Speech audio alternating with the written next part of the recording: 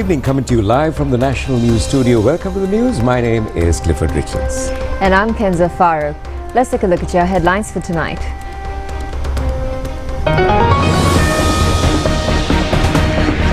Six soldiers die when a helicopter crashes into the Madhuroi reservoir. A special investigation committee to investigate the incident. American national Cardinal Robert Prevot becomes the new pope. Death of a female student at Cartagena draws the attention of Parliament today. Teacher responsible for the incident sent on compulsory leave. A revelation to the effect that 34 opposition candidates in the local government election were connected with crimes and drug peddling. The second phase of the auctioning of super luxury vehicles of the Presidential Secretariat commences. The IPL cricket tournament temporarily suspended due to the Indo-Pakistan crisis. Remaining matches of Pakistan Super League to be played in the UAE.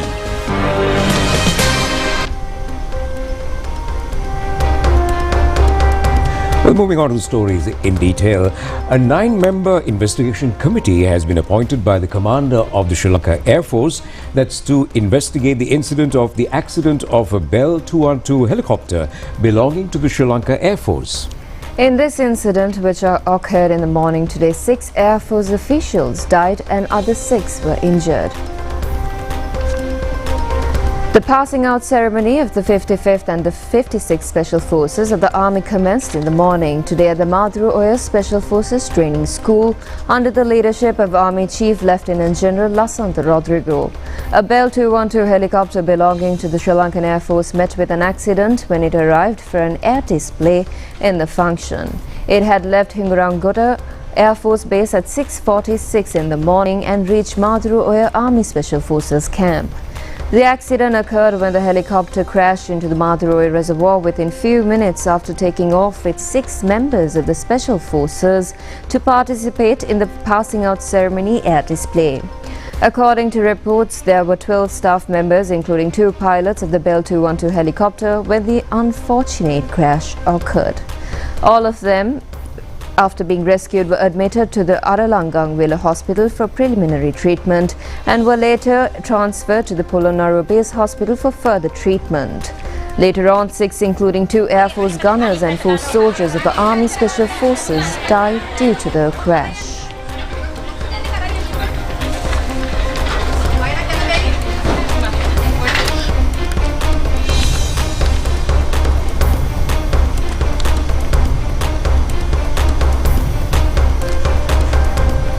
In a groundbreaking moment for the Catholic Church, Robert Francis Prevot, a 69-year-old Chicago native, has been elected as the 267th Pope, taking the name Pope Leo XIV. Well, his election marks the first time that an American has been ascended to the level of papacy. White smoke billowed from the chimney of the Sistine Chapel, signaling to the thousands gathered at the St. Peter's Square that a new pope had been chosen. The bells of St. Peter's Basilica rang out in celebration as Cardinal Jean-Louis Tauran appeared on the balcony to declare Habemus Papam, a Latin phrase used in the announcement of the election of a new pope to the Roman Catholic Church. Pope Leo then emerged in traditional red papal vestments, delivering his first address in Italian and Spanish and imparting the Uber et Orbi blessing in Latin.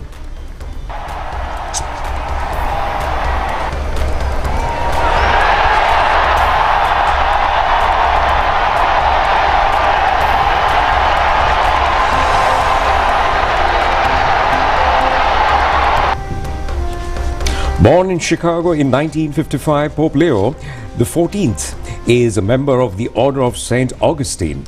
He has spent over 2 decades in Peru serving as a missionary and later as Bishop of Chicago from 2015 to 2023. His papacy is expected to continue Pope Francis's commitment to social justice on a focus on unity and reform within the Church.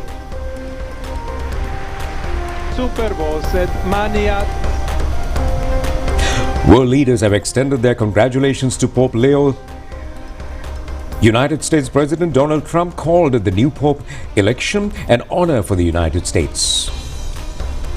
Sri Lankan President Anukumar Dissanayake congratulated His Holiness Pope Leo on his election as the new leader of the Catholic Church. He stated that the Pope's role carried great responsibility and expressed his wish for strength and wisdom as he guides the faithful. He further hoped that the Pope's leadership would bring hope and inspiration to the people around the world and conveyed warm regards on behalf of Sri Lanka.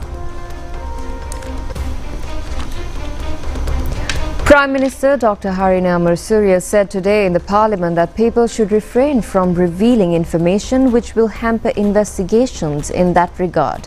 The Prime Minister made the observations when an incident of misconduct at a famous school in Colombo was taken up for discussion in the Parliament today. Leader of the opposition, Sajid Premadasa, said that his case of misconduct has happened on the 23rd of October 2024 and a new methodology has to be set in place in order to protect children from this kind of misuse and incidents of molestation, and also immediate steps have to be taken whenever such events were reported. Prime Minister Dr. Harini Amarasuriya stated that since where a child takes a decision to end life is a failure of everyone in the society, such incidents should not be repeated and investigations covering all parties connected with the molestation of the girl child at Kotahena is being conducted. The Prime Minister further said that discussions were held with the Minister of Women's and Child Affairs, Saroja Savitri Paul Raj, in creating a new mechanism to take immediate steps regarding incidents and crimes against such children, jointly by the Ministry of Women's and Child Affairs, Ministry of Education, Women's and Child Protection Authority, along with the Sri Lanka Police. Prime Minister Dr. Harini Amarasuriya expressed extreme condolences and grief to everyone, including the parents of the child, and also stated that broad intervention will be taken in future in order to avert such incidents and to give full protection to such children also. An explanation has been called from the principal of the school, which the 13-year-old girl from Kotahena had attended during the time she was subjected to molesting. An explanation has been called from the principal. The Prime Minister, she added. The Prime Minister further says that such incidents should not be politicized and also shows the failure of the society as a whole.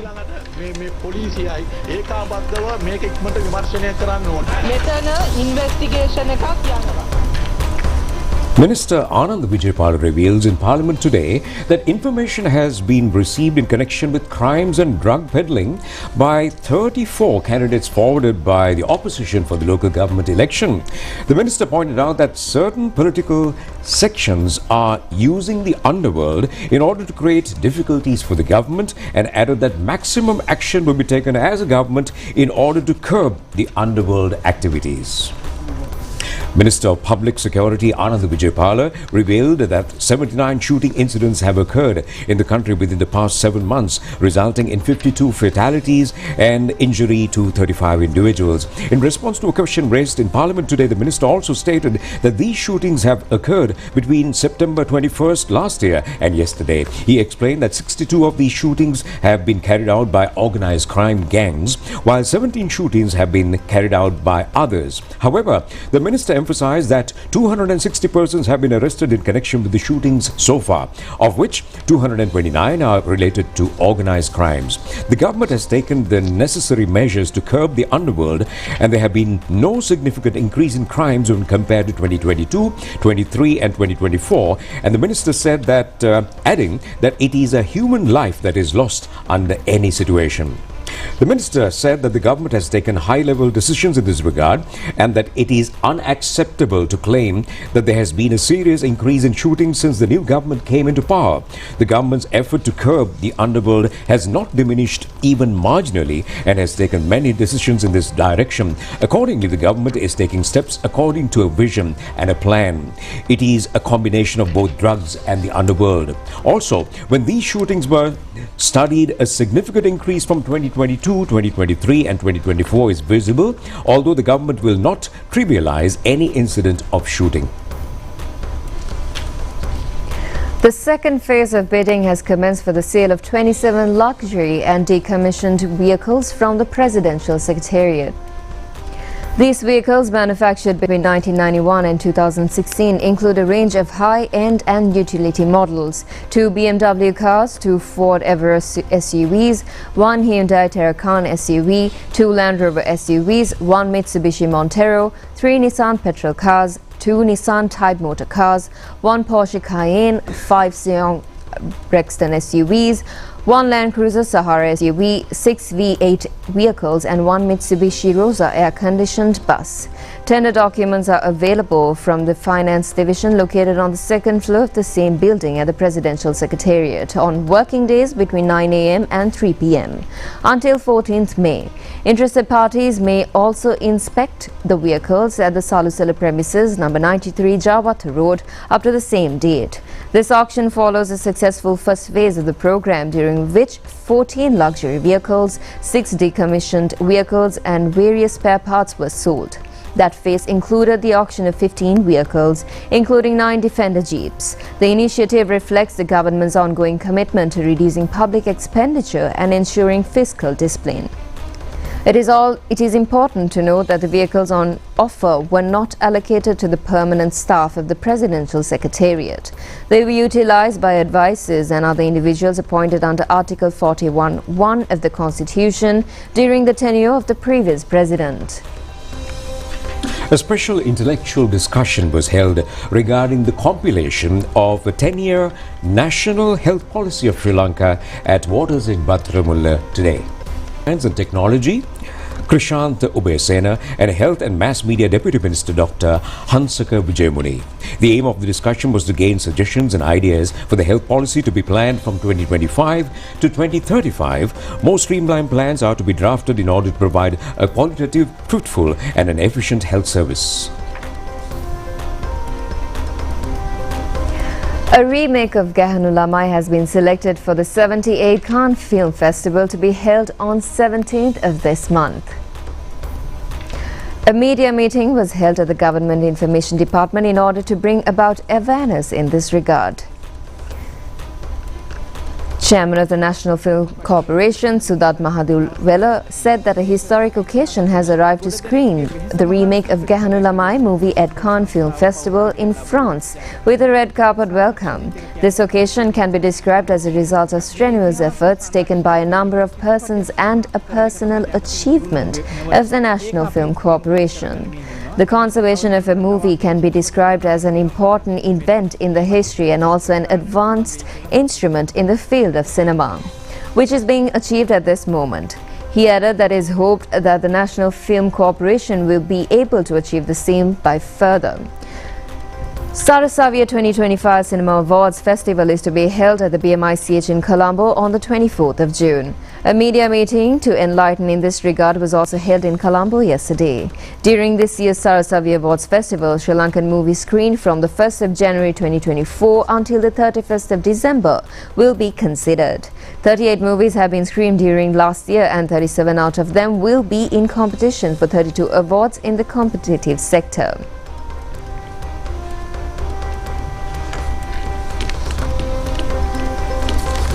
Well, special arrangements can be seen particularly in the Colombo city for the Vesak Full Moon Poede Festival, where people have shown great interest and enthusiasm decorating the city. The Colombo city has been beautified for the upcoming Vesak Full Moon Poede festivities.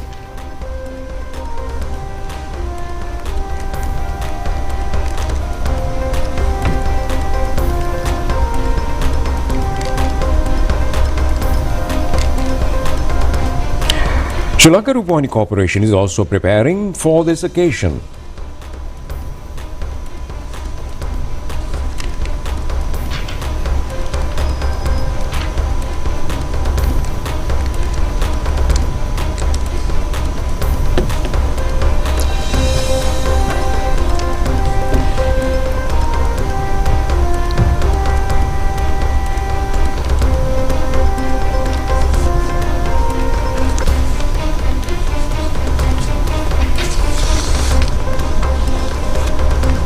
Well, the Welfare Association of the Ministry of Health and Mass Media organized the Dhamma Sermon of Blessings named Asidisi Sadham Sara.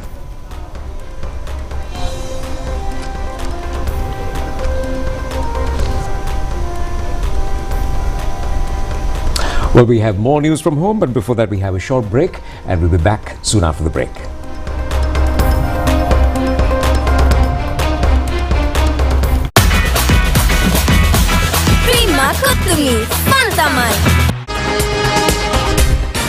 Live from the National News Studio, Sri Lanka.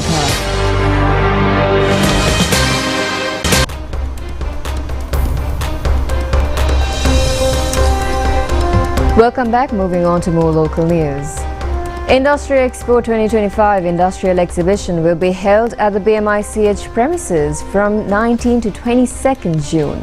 The exhibition is being organized for the fourth time. It includes 500 stalls representing small, medium and large-scale sectors in 25 sectors. Industry Expo 2025 Industrial Exhibition is being jointly organized by the Ministry of Industries and Entrepreneurship Development and Lanka Industrial Development Board. According to the government policy of a prosperous country and a beautiful life, this exhibition is being held as another step towards building an export-oriented production economy through an entrepreneurship exhibition. Awarding of a token sponsorship was also done at this exhibition. Deputy Minister Chaturanga Abesinghe said that the Industry Expo 2025 Industrial Exhibition, organised through the Industrial Development Board, is being considered in the backdrop of the aim to expand the market and bring about awareness regarding industries. It has to be specially mentioned that there are several basics which are required for the industrialization process in Sri Lanka. The exhibition will be held for the next 4 days, will fall into the category of the expansion of trade and market in lands, capital, market and technology. Any one of these were never intervened previously. The exhibition has been organized this time in a manner to provide all the service under one roof, led by the Industrial Development Board as an institution providing technical assistance to all industries and entrepreneurships in the country. Students of the Gonagala Mahavidyalaya Ampara and also the Parakumba Vidyalaya Dadigama visited the President's house today, and they had the opportunity to participate in the Vision program that was organized by the President's office that was in parallel to this event. The program is being implemented jointly by the President's Office, the Ministry of Education and the Mass Communication Division of Parliament. Under this program, school children will get the opportunity to visit the President's Office, the President's House, the Colombo Port City and the Parliament connected with the education sector. Shoes were also presented to school children on this occasion. Steps were also taken to enlighten the students about the Clean Sri Lanka program and its conceptual value. The President's Secretary, Dr.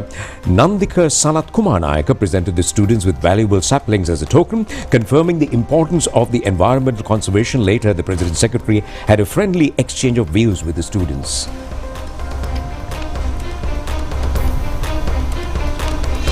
There is a saying that deep sea has hidden secrets, and the history describes of a particular area in the sea around Sri Lanka, of which some have knowledge and some does not.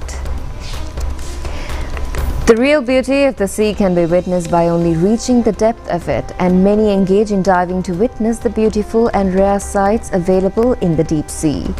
Many divers have the dream of surveying sunken ships, which is called wreck diving. The twin ships Hamudava Varya and Jagatha comes into one's mind automatically when surveys of these sunken ships, which have been attracted the tourists also. By now, an artificial fish breeding site has been created in the Trincomalee Sea area using these ships. During the past war period, the ship Wheeling had been abandoned due to a technical glitch, which was previously used as A522 by the Navy. The ship was then in a dilapidated condition, and steps were taken to sink it in order to create an artificial fish breeding site in the Western Sea of Negombo in 2018. When a ship is separated from the concerned technology, it is a tradition to sink it in the sea and can be termed as a kind of activation also. When the ship was to be sunk, there was a necessity also to destroy bulletproof vehicles used by presidents of this country up to that time. It has been recorded that there were 8 vehicles, including several valuable Benz motor vehicles and a Range Rover. The Navy undertook the possession of those vehicles and welded them to the deck of the ship and took steps to sink it on the 26th of March 2018, along with a ship in the sea south of Negombo. Whaling ship that attracted the attention of tourists have become a paradise of marine life by now.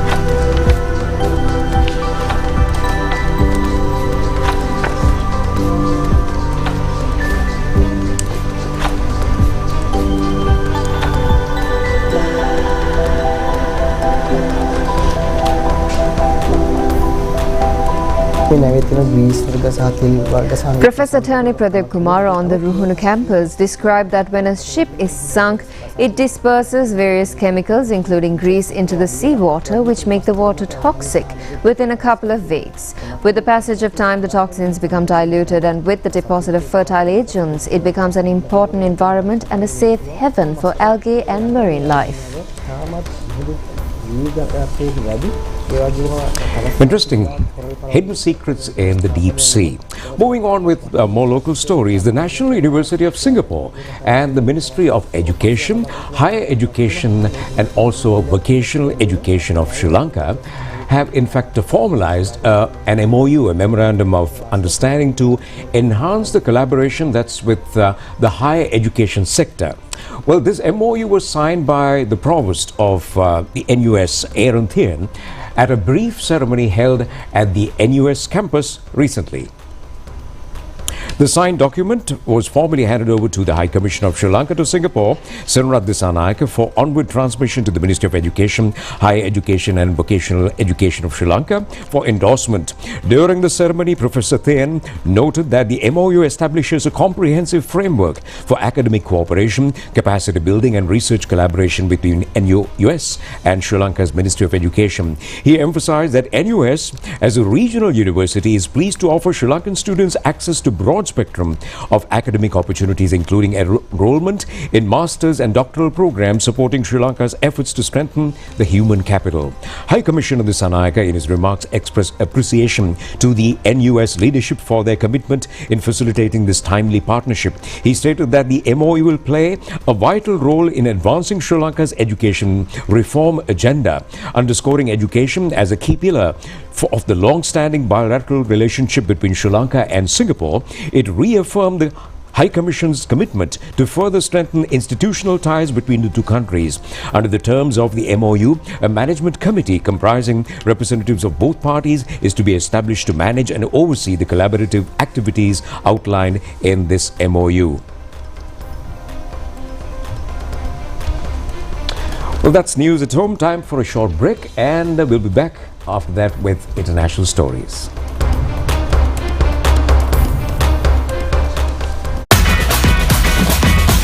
Prima Kutumi, Fantamai.